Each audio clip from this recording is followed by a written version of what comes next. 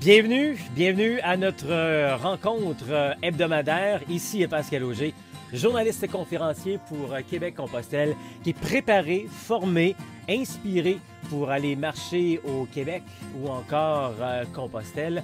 Bien spécial aujourd'hui, ce qu'on va faire, je vais comme vous livrer une portion de la conférence que je donne régulièrement partout à travers le Québec ou encore en ligne. On pose beaucoup de questions. J'ai décidé qu'on prendrait ce temps-là pour débuter l'année, tiens, de cette manière, répondre à vos questions concernant les circuits québécois.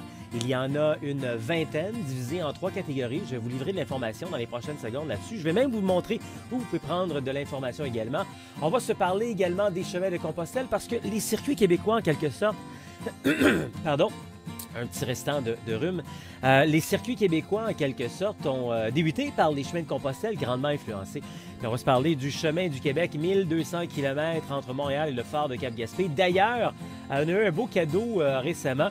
Un nouveau recueil, d'ailleurs, vient de sortir sur 800 chemins de randonnée. Officiellement, c'est un guide sur des chemins de pèlerinage qu'on appelle, mais peu importe, ça peut être du pèlerinage, de la randonnée, peu importe pour vous. 800 à travers le monde, hein? Et le chemin du Québec se retrouve dans ce répertoire, donc bien fier de retrouver un chemin qui vient de débuter et qui se retrouve dans un répertoire mondial qui a été créé donc par Fabienne Boda, qui vient tout juste de lancer ce recueil. Vous allez sûrement l'entendre parler, puis on va sûrement avoir la chance de s'en rejaser. Donc, j'ai un petit peu décortiqué tout ça. Laissez-moi la période de temps aussi de vous dire, souhaiter la bienvenue. Vous nous regardez peut-être en direct, comme à chaque lundi, à compter de 12h15 sur le Facebook Live qui s'appelle Rando Rencontre, sur le profil Pascal Auger. Vous nous regardez peut-être en rediffusion sur Facebook ou encore sur la chaîne YouTube. Merci beaucoup. Ou encore via la radio CKVL Verdun, CILE Havre-Saint-Pierre et CKCJ à Lebel-sur-Quévillon. Donc, comme on le fait depuis plusieurs semaines maintenant, on se prend une trentaine de minutes environ pour échanger sur la randonnée, de l'information sur comment ça marche justement la randonnée, comment s'organiser pour se préparer, le matériel également. Comme on dit, c'est pas très compliqué, mais en même temps, il faut savoir qu'est-ce qu'on est en train de faire pour avoir le bon matériel. Alors ça, on vous l'explique régulièrement.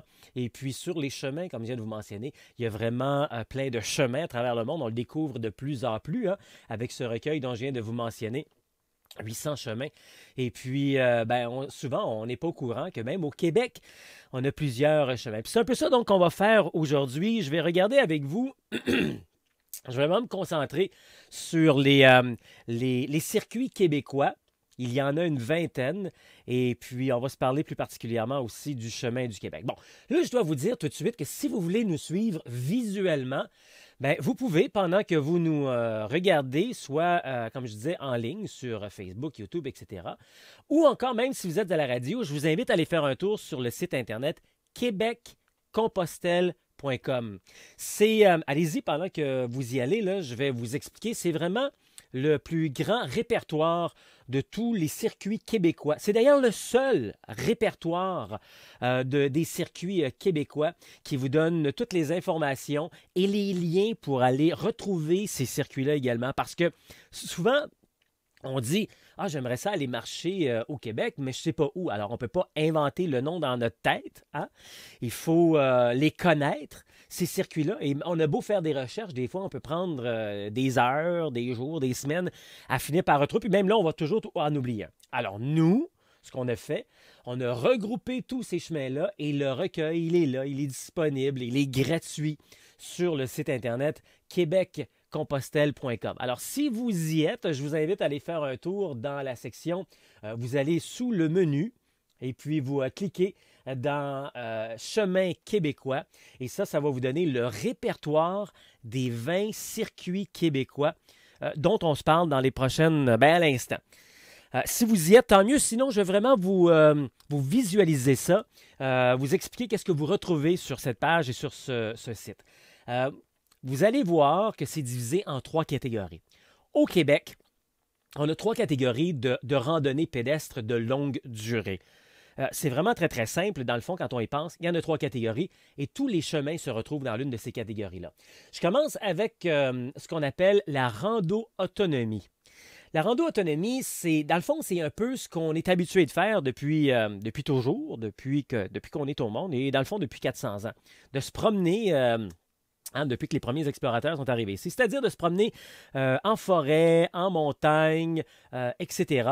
Et souvent, c'est une randonnée d'1 jour. La plupart des gens, surtout à l'automne, on se met à aller marcher un peu plus dans la nature, etc. Donc, la rando autonomie, mais si on l'étire un peu plus, c'est de la randonnée où on va partir en forêt, en montagne, généralement pendant plusieurs heures, pendant plusieurs jours, pendant plusieurs semaines. Il y a quelques exemples qu'on retrouve là-dessus. Entre autres, vous allez retrouver le Sentier international des Appalaches, où on en retrouve une portion en Gaspésie au Québec. Il y a la version américaine, la International Appalachian Trail, qui commence en Georgie et qui va jusqu'au Maine, donc juste avant le Québec. Mais vous en connaissez d'autres également, la Pacific Coast Trail, qui est le film Wild avec Reese Witherspoon que vous avez vu, ça se passe là-bas. Et puis il y a également la Long Trail, encore une fois, ça c'est sur la côte est. Ça va en retrouver un petit peu partout. Désolé, vraiment une situation de voix, mais ça se récupère tranquillement, pas vite. Où je veux en venir, généralement, les rencontres que je fais, les conférences, les formations que je fais, il y a très peu de gens pour qui ils vont aller faire de la rando autonomie. Par contre, la plupart des informations que j'offre dans les ateliers, dans les conférences, ça peut s'appliquer également. La rando autonomie, là, en simple, en 3 mots très, très simples. C'est un gros sac. Rappelez-vous de Reese Witherspoon dans le film. Elle avait un énorme sac. Pourquoi? Parce que généralement, les gens qui vont aller faire ce genre d'activité-là vont être en forêt pendant plusieurs jours. Donc, on doit apporter beaucoup plus d'équipements, chaudron, de la nourriture également. Et aux 4-5 jours, on va sortir, aller dans des endroits pour remplir évidemment de nourriture et retourner en forêt. C'est magnifique. On se retrouve dans des paysages fantastiques. C'est de toute beauté, mais c'est très différent. Donc, un gros sac. C'est un petit budget également parce que généralement, à 99% du temps, on va dormir dans des refuges. Et des refuges, des fois, là, c'est juste un toit. Ça peut carrément être juste un toit avec 4 pylônes et on est à l'abri. Donc, généralement, on va aussi apporter sa tente pour dormir. Donc, on dort dans des tentes ou encore dans des refuges. Donc, c'est vraiment ça les 3 mots-clés. Un gros sac, un petit budget et soit refuge ou encore tente. Donc, c'est un peu comme du camping sauvage, si on veut, mais à long terme, parce qu'on va le faire pendant 2-3 jours, 2-3 semaines et des fois peut-être même 2-3 mois. Alors, c'est une belle expérience à vivre qu'on peut vivre ici en Amérique du Nord comme ailleurs à travers le monde. Très intéressant. Vous allez retrouver donc des exemples de la rando autonomie sur le site internet québeccompostelle.com. On retourne maintenant pour vous parler ce que j'appelle donc, ce qu'on appelle du rando-tourisme. Rando-tourisme, c'est le genre de randonnée d'activités, d'événements, d'expériences qui poussent comme des champignons ces temps-ci. Il faut donc vraiment bien connaître les 3 catégories pour savoir dans quoi on veut se diriger. Rando-tourisme, généralement, c'est géré aussi par un organisme à but non lucratif ou encore un organisme touristique officiel d'une région. C'est un peu comme découvrir une région. Au lieu de la faire en voiture, on la fait à pied. Donc, on va se retrouver généralement dans des gîtes B&B. Comme le dit le nom, c'est touristique. Donc, les 3 mots-clés pour rando-tourisme, c'est petit sac. Là, vraiment, c'est beaucoup, beaucoup plus petit que, comme je mentionnais tantôt, rando autonomie, parce qu'on n'a pas besoin d'apporter autant d'équipements, matériel, vêtements. Pourquoi? Parce qu'on va dormir, justement, généralement, dans des gîtes où on va avoir la literie, on va avoir une chambre privée, on va avoir serviettes, savon, etc., etc. Donc, les 3 mots-clés, c'est un petit sac, un gros budget, parce qu'on est dans des hébergements 5 étoiles. Comme je viens de vous mentionner, c'est très différent. C'est même à l'opposé de la rando autonomie. On dort dans des gîtes, dans des hébergements 5 étoiles à chaque soir. On a des repas servis, souvent avec des des menus, des ingrédients locaux, des repas 3, 4, 5 services, donc de la haute gastronomie finalement. Et puis sur notre chemin, on va se retrouver souvent des endroits genre des spas. Des plages, d'autres restaurants gastronomiques, etc. Donc, c'est vraiment ça se résume en une chose, c'est beaucoup plus luxueux. Et parmi ceux que vous allez retrouver sur le site Internet Québec-Compostelle, je vous les énumère, vous pourrez les voir vous-même si vous ne les voyez pas présentement. Il y a entre autres un chemin au Québec qui s'appelle Le Chemin. Ça fait partie de cette catégorie. Et vous allez voir d'ailleurs sur le site Internet comment c'est établi aussi. Vous allez voir des signes de dollars qui vous donnent un coup de main finalement pour bien comprendre là, dans quelle catégorie vous vous retrouvez. Donc là, on est pas mal dans la 3 signes de dollars, donc les plus dispendieux. Et ça veut dire entre 100 et 150 dollars par jour pour être logé et nourri. Donc, j'en reviens. Donc, il y a le chemin qui est d'environ 200 km. Il y a également le circuit de l'Abbaye dans le secteur des Cantons de l'Est. C'est une boucle de 152 km. Entre le sentier entre Vents et Marées, qui est aux îles de la Madeleine, environ 225 km, qui est un 3 signes de dollars, donc plus dispendieux également. Le parcours de marche au cœur de Mégantic, environ 115 km dans le secteur Canton de l'Est Mégantic. Le sentier Notre-Dame de Capatacan, qui est au Saguenay-Lac-Saint-Jean, un 215 km à 3 signes de dollars pour le budget. La marche d'Alphonse également, donc environ 100 km de Saint-Eustache à Oka, dans les basses Laurentides. Le chemin de Saint-Jacques, Compostelle des Appalaches, un 2 signes de dollars cette fois, environ 230 km dans le secteur de Tetford Mines. C'est une boucle également. Il y a aussi la route des Passants dans le Bas-Saint-Laurent, environ 150 km, un 2 signes de dollars. Et Marchons-la-Matapédia, environ 65 km à 2 signes de dollars, toujours, c'est à l'entrée finalement de la Gaspésie. Voilà pour cette catégorie finalement que l'on appelle rando-tourisme. Maintenant, si vous êtes du genre à avoir déjà vécu Compostelle ou c'est ce que vous recherchez, bien vous tombez dans une catégorie qui s'appelle rando communautaire. Pourquoi rando communautaire? Bien parce que nous sommes une communauté de marcheurs qui se promènent d'une communauté ailleurs. C'est quand même très différent. Très souvent, j'entends des gens comparer ou penser à la randonnée, à du trekking, à la marche en montagne et tout. C'est très, très différent parce que, oui, dans une journée, on peut passer à travers un boisé, une forêt, montagne, etc. Mais en bout de ligne, à chaque jour, on passe à travers au moins un, sinon 2 ou 3 villages. Donc, on est toujours dans une certaine communauté, mais on n'est pas en ville. Hein? On est toujours éloigné quand même sur des chemins de campagne, des rangs, etc. Donc, beaucoup plus paisible. Et il y en a plusieurs catégories comme ça, plusieurs chemins comme ça que vous allez retrouver. Les 3 mots-clés, donc, à avoir pour ce type de randonnée, c'est un moyen sac. Le genre de sac que je vous présente régulièrement quand je vous parle de préparation et de formation. Un sac donc très confortable quand même. Si je vous dis moyen, il y a moyen d'avoir un sac que vous n'allez pas trouver trop lourd, trop pesant. Ça dépend ce qu'on met à l'intérieur. Donc, premier mot-clé là-dessus, c'est un moyen sac. Le deuxième mot-clé, c'est un petit budget. À cause du troisième mot-clé, c'est que généralement, vous allez dormir dans des dortoirs ou dans des gîtes abordables. C'est vraiment l'esprit de Compostelle. Compostelle est un chemin de randonnée communautaire. On se promène d'une communauté à l'autre, communauté de marcheurs, etc. Et oui, nous avons ce genre de randonnée aussi à travers le Québec, donc de randonnée communautaire. Les grandes différences avec ces circuits donc, que l'on retrouve au Québec, c'est que la majorité sont ouverts seulement par période, 2, 3 semaines à travers l'année. Et il y a quand même beaucoup d'organisation également à l'intérieur, beaucoup d'encadrement dans certains de ces chemins. Donc, ce qui est très différent de Compostelle. Compostelle, c'est libre, autonome et abordable. Je vais y revenir dans les prochaines secondes avec le chemin du Québec, qui est un chemin communautaire vraiment aux valeurs de Compostelle, libres, autonomes et abordables. Mais avant, je vais quand même vous énumérer quelques-uns de ces chemins, peut-être que vous pourrez voir sur le site internet québeccompostelle.com.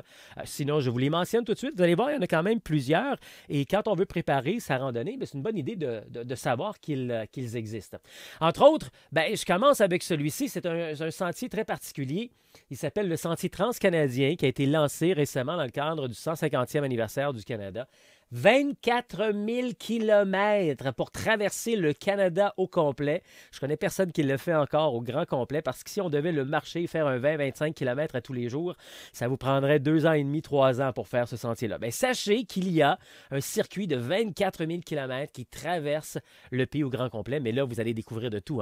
Vous allez vous retrouver dans des environnements totalement isolés et des fois dans des grandes villes comme Montréal, Toronto, Calgary, Winnipeg, Edmonton, etc. Alors, revenons-en maintenant avec les autres circuits que l'on retrouve dans cette catégorie. Le chemin des sanctuaires, qui est environ 375 km entre Montréal et Sainte-Anne-de-Beaupré, qui est le premier circuit québécois qui a vu le jour il y a une vingtaine d'années à travers le Québec. Il y a également le chemin des Outaouais, environ 230 km entre Ottawa et Montréal, à la rencontre de Saint-Antoine, qui est un petit chemin de 70 km au Saguenay-Lac-Saint-Jean. Le chemin des navigateurs, environ 400 km dans le Bas-Saint-Laurent jusqu'à Québec. Le pèlerinage Jeunesse Rimouski Plus, environ 100 km dans la région Bas-Saint-Laurent. Le pèlerinage Terre et Mer Gaspésie, les îles, qui est dans la région Gaspésie, île de la Madeleine, et la marche de Sainte-Anne-Beaupré jusqu'à Gaspé. C'est un 800 km, mais comme le dit Jacques, son fondateur, instigateur et homme à tout faire qui organise cette randonnée-là une fois par année avec une douzaine de personnes, c'est un des chemins les plus difficiles parce que vous êtes toujours sur le bitume et toujours sur le bord de la grande route. Alors voilà parmi les différents chemins qui existent à travers le Québec et si vous voulez en savoir plus, bien vous allez faire un tour sur le site internet québeccompostelle.com. Maintenant, je différencie ces circuits québécois avec le chemin du Québec. Le chemin du Québec, c'est 1200 km entre Montréal et le phare de Cap-Gaspé et comme je vous l'ai mentionné un petit peu plus tôt, il vient d'être inscrit à l'intérieur de ce répertoire des 800 chemins de pèlerinage à travers le Québec. À travers le monde, pardon. Qu'est-ce que a de différent? Qu'est-ce que c'est cette bibite-là? Peut-être que c'est la première fois que vous en entendez parler. Vous êtes de plus en plus d'ailleurs à en entendre parler et à vouloir avoir de l'information sur le chemin du Québec. Le chemin du Québec, ce n'est pas un chemin de Compostelle. Ça, il faut tout de suite se comprendre. Il y a les chemins de Compostelle en Europe et au Québec, on a nos chemins. Mais c'est un chemin qui fonctionne aux valeurs de Compostelle. On ne peut pas donner un chemin le nom de Compostelle quand on n'est pas en Europe. C'est pas vraiment comme ça que ça fonctionne. Mais c'est un chemin qui fonctionne aux valeurs de Compostelle. Et les valeurs de Compostelle, c'est quoi?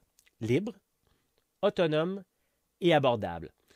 Vous avez peut-être déjà marché Compostelle ou vous rêvez peut-être de le faire. Ce sont vraiment les 3 mots-clés les plus fantastiques. Parce que quand on marche Compostelle, on prend son sac à dos, on part dans l'avion. Bon, on a planifié un peu nos choses d'avance, mais on peut commencer à marcher où on veut sur l'un des nombreux chemins de Compostelle. Donc, c'est nous qui décidons où on va marcher. Totale liberté. Et c'est nous qui décidons dans notre voyage si on va marcher 100, 200, 1000, 2000 km. Donc, totale liberté, quelle beauté. Deuxième point, autonome. C'est-à-dire que Compostelle, et ce que je vous dis là, dans le fond, là, c'est pour faire le parallèle, ça s'applique également pour le Québec, pour le chemin du Québec. Autonome, c'est-à-dire que dans une journée, c'est vous qui décidez si vous allez marcher 5, 10, 15, 20, 25, 30 km. C'est tout simplement vous qui décidez de quel point vous partez, à quel point vous allez terminer. C'est vous qui décidez où vous allez dormir. C'est vous qui décidez où vous allez manger. Donc, une autonomie parfaite. Et le dernier point, abordable. Compostelle, si on marche sur le Camino Frances en Espagne, ça vous coûte environ 50 $ canadiens par jour, le j'ai nourri. Sur le chemin portugais, ça peut même vous coûter un petit peu moins cher. Et en France, légèrement plus cher, peut-être entre 50 et 75 $, donc pour passer votre journée. C'est à peu près le même principe pour le Québec, pour le chemin du Québec. Libre, vous pouvez commencer n'importe où entre Montréal et le phare de Cap-Gaspé. Et encore mieux que ça, comme Compostelle, vous pouvez partir d'Ottawa si vous voulez. Vous pouvez partir de Chicoutimi si vous voulez. Vous pouvez partir de Trois-Rivières si vous voulez. Vous avez juste à aller vous rendre à pied vers le chemin. Le chemin de Compostelle, il y a bien des gens qui habitent pas sur le chemin. Puis ils vont pas nécessairement, oui, il y en a qui le font, mais pas tout le monde qui va prendre l'avion, le train pour se rendre sur le chemin. Il y en a qui partent de chez eux, qui vont barrer la porte et qui vont marcher 2-3 jours pour se rendre jusqu'au chemin. Même principe pour le Québec, vous pouvez faire la même chose. C'est pas parce qu'on vous dit que le chemin officiellement débute à Montréal et qui termine au phare de Cap-Gaspé qu'il faut absolument que vous commenciez à l'aéroport de Montréal. C'est tout simplement un point parmi tant d'autres où on peut commencer. Surtout pour les gens qui arrivent de l'extérieur et qui arrivent en avion et qui veulent commencer tout de suite à marcher, ben c'est possible. On peut débarquer de l'avion, traverser le stationnement de l'aéroport de Montréal, traverser l'autoroute sous le viaduc et les tunnels qui existent là sans problème, se retrouver sur le bord du fleuve et marcher vers le vieux port de Montréal pour continuer vers le phare de Cap-Gaspé par la suite. C'est la seule grande ville qu'on va traverser quand on est sur le chemin du Québec, mais c'est magnifique à découvrir. Je sais la plupart du temps, quand on se dit traverser une grande ville, wow! Savez-vous quoi, honnêtement, pour avoir marché Compostelle, je préfère commencer dans une grande ville que de marcher pendant 2-3 semaines puis tout à coup se retrouver dans une grande ville. Ça, c'est dérangeant. On se retrouve dans un environnement très bruyant, puis pas juste bruit, mais bruit de, tu sais, l'achalandage, les gens, ça va vite et tout. On aime moins ça. Donc, c'est une beauté de partir de Montréal, traverser Montréal par les deux variantes, soit celle que je viens de vous mentionner ou une autre qui va rentrer à l'intérieur de Montréal, passer par l'Oratoire Saint-Joseph avec une vue incroyable sur le nord de Montréal, les Laurentides, continuer dans la forêt, le parc à l'arrière de l'Oratoire, se retrouver sur le Mont-Royal et là avoir une vue splendide sur le sud de Montréal, le centre-ville, descendre au centre-ville et ensuite terminer sa journée dans le vieux port de Montréal, dans le vieux Montréal si vous préférez. Donc, le mot liberté existe également pour le chemin du Québec. Vous commencez d'où vous voulez. Vous pouvez commencer de Chesterville si vous voulez, de Mont-Carmel si vous voulez.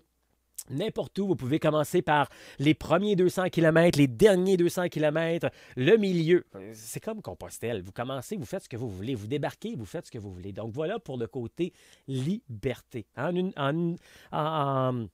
un été, peut-être une saison, vous allez en faire la moitié. L'année d'après, revenir pour l'autre moitié, etc. C'est vous qui décidez, un peu comme l'ont fait nos premiers marcheurs internationaux, nos Français, Anne et Christian Corson, qui ont marché les premiers 500 km et qui seront de retour bientôt pour terminer l'autre moitié finalement. Autonome. Même principe que Compostelle, c'est-à-dire que dans une journée, vous pouvez marcher 5, 10, 15, 20, 25 km. C'est vous qui décidez, parce que c'est vous qui allez décider où vous allez dormir, donc combien de kilomètres que vous allez faire, où vous allez souper, où vous allez, bon, je l'ai dit, où vous allez dormir. La seule petite particularité au Québec, c'est que des fois, les villages sont éloignés l'un de l'autre. Alors, il ne faut pas se surprendre si des fois, on est obligé de faire 20-25 km. Mais très souvent, il y a un village à 15-20 km entre les deux. Donc, un peu comme Compostelle. J'avoue que sur le Camino Frances, par contre, les villages sont plus rapprochés, mais la Via des Plata, à partir de Séville, les villages sont plus éloignés. Alors, ça se ressemble beaucoup de ce niveau-là. Où vous allez dormir, c'est incroyable les endroits où on a maintenant, à travers l'économie de partage, avec des endroits comme Couchsurfing, Warm Showers, les gîtes Airbnb, les gîtes réguliers, les hôtels, les motels. Puis en plus, on est en train de développer également avec plusieurs municipalités des endroits où vous pouvez dormir dans des sous-sols d'églises, des salles communautaires, dans des gares, des anciennes gares de train. C'est tellement trippant, c'est tellement beau. Allez faire un tour sur le site internet québeccompostelle.com. Cliquez sur Chemin du Québec. Tout de suite en haut, vous aurez plus de détails. Et je termine en vous disant, l'autre point en 3 points, on a dit libre, autonome et abordable. Mais oui, sur le Chemin du Québec, vous pouvez vivre avec 50 à 75 $ par jour. C'est possible. Je l'ai fait, d'autres l'ont fait, nos premiers marcheurs internationaux, nos Français l'ont fait également. C'est de toute beauté. Tout ce qu'il vous reste à faire, c'est de prendre votre pack-sac et de vous mettre à marcher et de vous faire confiance. Très souvent, on se sous-estime, on manque de confiance et on ne fait pas justement le voyage pour ça parce qu'on dit où est-ce que je vais être et tout. Ça demande juste une simple planification. Comment on fait ça? Bien, il y a quelques manières de le faire. De un, on peut Vous savez, ce que je viens de faire là, c'est vraiment un résumé en quelques minutes de ce beau voyage qu'on peut faire. Mais je donne régulièrement des conférences en personne un peu partout à travers le Québec. Et si je ne vais pas dans votre coin et vous aimeriez que j'aille dans votre coin, ce n'est pas un problème. Vous avez juste à me contacter et puis on va s'organiser avec votre municipalité, bibliothèque, etc., pour qu'on puisse passer dans votre secteur. Également, on fait des week-ends formations rando. Ça, je vous avouerai là, que c'est ma plus grande fierté. Je l'ai vraiment créé en écoutant vous, les randonneurs, les gens qui sont inquiets. Où est-ce que je vais marcher? Comment ça marche? Où je mange? Où je dors? Comment ça marche tout ça? Je l'ai créé, c'est un week-end complet où le samedi, je vous donne toutes les informations, un peu ce que je viens de faire là, mais beaucoup plus élaboré. On échange ensemble sur les circuits québécois, les chemins de Compostelle, le chemin du Québec également. Et on regarde un sac à dos, qu'est-ce que ça devrait être comme grosseur, le poids à l'intérieur, le matériel, pour être certain que quand vous allez dans un centre de plein air, un commerce, là, qu'on ne va pas vous comparer à du camping sauvage. Vous savez, la première catégorie, je l'ai dit tantôt, là, c'est souvent ça qui arrive. Et là, vous partez avec un gros sac comme ça, hein, très gros, trop gros, du matériel que vous n'avez pas besoin. Vous avez gaspillé plein d'argent. J'en connais des gens qui m'ont rencontré, qui m'ont dit qu'ils ont gaspillé 3000 $ d'équipement. Vous n'avez pas besoin. Ça va effectivement quand même vous coûter entre 1000 et 1500 $ quand même pour vous équiper. Il faut mettre un minimum, mais tout de même, c'est possible. Alors, par ces formations en personne que l'on offre, ah oui, puis je disais, les week-ends formation en dos, c'est le samedi, c'est toute cette formation, et le dimanche, on va vraiment faire une randonnée de 15 à 25 km avec le matériel que vous avez déjà, mais je vous invite à ne pas vous acheter de matériel encore. Je vais vous donner tous les trucs pour acheter le bon matériel. Et donc, pendant cette randonnée, on se donne des trucs sur comment, justement, bien ajuster son sac à dos, comment marcher avec des bâtons de randonnée, comment ajuster nos pieds pour être confortable également, pour éviter d'avoir des ampoules. Alors, c'est plein de trucs comme ça qu'on vous donne pendant les week-ends formation rando. Encore une fois, plus de détails sur le site internet québeccompostelle.com. Et puis, sinon, si vous êtes ailleurs à travers le Québec, ailleurs à travers la francophonie mondiale, ça me fait toujours plaisir de vous dire qu'on a aussi ces ateliers de préparation, ces ateliers de formation qui sont disponibles en ligne. Je prends pratiquement 4 heures avec vous en ligne. Pas tout d'un coup, là, on s'entend, là, on divise ça en deux quand même. Et puis, vous avez la chance de voir et de comprendre exactement dans le confort de votre foyer comment ça marche, encore une fois, la randonnée, comment bien se préparer. Alors, c'est pas compliqué. Je vous invite à venir faire un tour sur le site internet québeccompostelle.com. Vous allez voir les calendriers des activités. On fait régulièrement également des randonnées. Vous pourrez vous joindre à nous si vous êtes dans le secteur. On sort du secteur des fois pour aller marcher ailleurs. Alors, vous pouvez vous joindre à nous pour une fin de semaine, 2-3 jours, etc. aussi, si vous voulez. Donc, tous les détails, vous allez retrouver ça sur québeccompostelle.com. Vous allez voir même, il y a un onglet qui s'appelle « Trouver votre atelier ». Donc, c'est le calendrier. Vous allez voir les calendriers d'activités. Sinon, vous vous promenez sur le site, vous allez voir les différents ateliers qu'on peut vous donner en ligne ou encore en personne. Sachez que le prochain week-end de formation rando aura lieu les 6 et 7 avril. Il est presque complet. Je pense qu'il nous reste 1 ou 2 places si ça vous intéresse. Ça va extrêmement vite. C'est un début d'année fou cette année. Je dois vous dire, c'est phénoménal. Les gens, vous adorez ça. Vous avez le goût de vivre cette expérience-là, et tant mieux. Et même le mois de mai, je pense qu'il est rendu à plus de 50% complet. Alors, si ça vous intéresse, bien, contactez-moi. On va réserver votre place pour des week-ends de formation rando. Sinon, vous pourrez suivre les ateliers en ligne. Et puis, les autres informations que je vous ai mentionnées qui sont disponibles également sur le site internet québeccompostelle.com. Donc, trouvez votre atelier, trouvez votre chemin.